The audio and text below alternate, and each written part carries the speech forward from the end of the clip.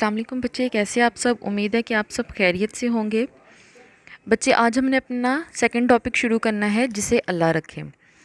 جسے اللہ رکھے کا مطلب ہوتا ہے کہ وہ انسان یا کوئی بھی ایسی چیز جسے اللہ تعالیٰ اپنی حفاظت میں رکھتا ہے، جسے اللہ تعالیٰ بچانا چاہتا ہے، تو دنیا کی کوئی بھی طاقت اسے نقصان نہیں پہنچا سکتی۔ تو اس کا مطلب یہ ہوا کہ جسے اللہ رکھے، یعنی کہ جس انسان کو اللہ بچاتا ہے اسے موت بھی نہیں پکڑ سکتی۔ موت اور زندگی اللہ تعالیٰ کے ہاتھ میں ہے، لیکن اللہ تعالیٰ اگر کسی کو بہت بڑے حادثے سے بھی بچا لیتا ہے تو کہا جاتا ہے کہ جسے اللہ رکھے، یعنی کہ جس انسان کی حفاظت اللہ تعالیٰ کر رہا ہو اسے کوئی بھی نقصان نہیں پہنچ سکتا۔ تو بیٹا آپ دیکھ رہے ہوں گے آپ کی بک میں تدریسی مقاصد میں لکھا گیا ہے کہ آپ اس میں جان سکو گے اس سبق سے کہ زندگی، عزت، دولت سب اللہ تعالیٰ کی طرف سے عطا ہوتی ہے۔ نمبر 2 ہے زندگی مسلسل محنت اور باہمی مسابقت کی حامل ہے، اسے ہم بیان کر سکیں گے، متشابہ الفاظ کی مزید مشق کر سکیں گے۔ اس کے بعد نمبر 4 والا پوائنٹ ہے اس سبق کے آخر میں دیے گئے سوالات کے مختصر جوابات دے سکیں گے۔ نمبر 5 ہے مایوسی سے بچنے اور ہمیشہ پر امید رہنے کا سبق سیکھ لیں گے۔ نمبر 2 جو پوائنٹ تھا اس کا، زندگی مسلسل محنت اور باہمی مسابقت، یعنی کہ آپس میں مل جل کر رہنے کی، آپس میں اختلافات کو دور کرنے کی اور متحد رہنے کی، اور اپنی زندگی میں محنت کرتے رہنا چاہیے ہے، کبھی بھی نا امید نہیں ہونا چاہیے، یعنی کہ اپنے اوپر مایوسی کو نہیں چھانے دینا چاہیے، کسی بھی چیز کو یہ سوچ کر نہیں کرنا چاہیے ہے کہ یہ ہو ہی نہیں سکتی ہے۔ اگر کوئی بچہ پڑھتا نہیں ہے تو اس کا یہ مطلب نہیں ہے کہ وہ یہی سوچنا شروع کر دے کہ میں پڑھتا ہی نہیں ہوں، میرے مارکس نہیں اچھے آتے ہیں تو وہ کم محنت کرنا شروع کر دے گا۔ نہیں، ایسی نا امیدی نہیں۔ آپ نے اپنے بڑوں سے یا اپنے بہن بھائیوں سے سنا ہوگا کہ 2 رائٹ برادران تھے۔ 2 رائٹ برادران مطلب وہ دونوں جو ہے تھے، انہوں نے جہاز کی جو تخلیقات ہے وہ کی تھی، جہاز تخلیق کیا تھا۔ جہاز کی جو پہلی اڑان تھی وہ ان 2 بھائیوں نے لی تھی، آرول رائٹ اور ولبر رائٹ۔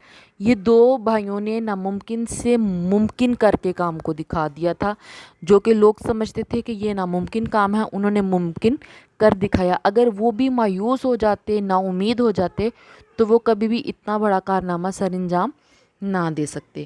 تو یہی بیٹا یہاں پہ بھی بتایا جا رہا ہے، اور یہاں پہ خواجہ محمد شریف کے بارے میں جو ہے وہ تعارف کیا جائے گا۔ آپ جب اس سبق کو پڑھو گے تو آپ کو یہاں پہ خواجہ محمد شریف کے بارے میں پتہ چلے گا کہ وہ کون تھے۔ اس سبق کا پہلا سوال ہی جو ہے خواجہ محمد شریف کے بارے میں ہے کہ خواجہ محمد شریف کون تھے۔ تو بیٹا دیکھیں بک میں لکھا ہوا ہے کہ ایران میں ایک شریف زادہ خواجہ محمد شریف اپنی محنت، قابلیت اور سمجھداری کے باعث ترقی کرتے کرتے ہرات کے حاکم اور پھر مرکزی شاہی دربار میں وزیر کے منصب کہتے ہیں عہدے، مقام پر جا پہنچے۔ ایسے لوگوں کو اعلیٰ مناصب پر دیکھ کر حسد کرنے والوں کا عموماً گروہ بن جاتا ہے۔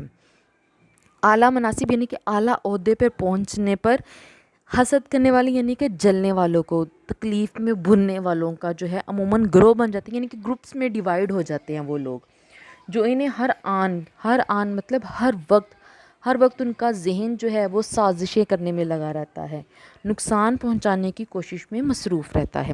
لیکن خواجہ محمد شریف کے معاملے میں حاسدوں کی کوششیں ناکامی کا منہ دیکھتی رہیں۔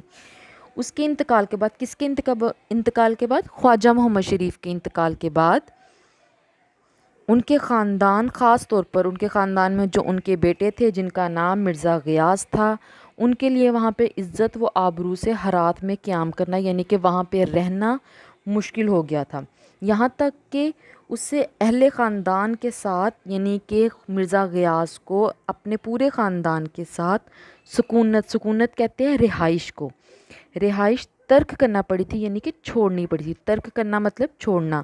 معاشی صورتحال بھی ناگفتہ بے تھی یعنی کہ زیادہ اچھی نہیں تھی، مطلب اس کی بھی سازگار ہو چکے ہوئے تھے حالات بھی، کیونکہ جب آپ ایک جگہ سے دوسری جگہ ہجرت کر جاتے ہو، آپ سیلاب کے دنوں میں دیکھ لو، لوگ ایک جگہ سے دوسری جگہ جب جاتے ہیں ان کے گھروں میں پانی آ جاتا ہے، پھر ان کو مشکلات کا سامنا کرنا پڑتا ہے، ان کو کھانے پینے کا سامنا مشکل سے کرنا پڑتا ہے، ان کو رہنے کا سامنا، تو اسی طرح پھر جو آپ کے معاشی حالات جو ہوتے ہیں وہ خراب ہو جاتے ہیں۔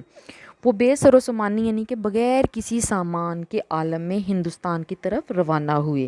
یہ سفر ان کے لیے بہت ہی کڑا امتحان تھا۔ کڑا امتحان مطلب سخت امتحان تھا، مشکل تھا، تلخ تھا۔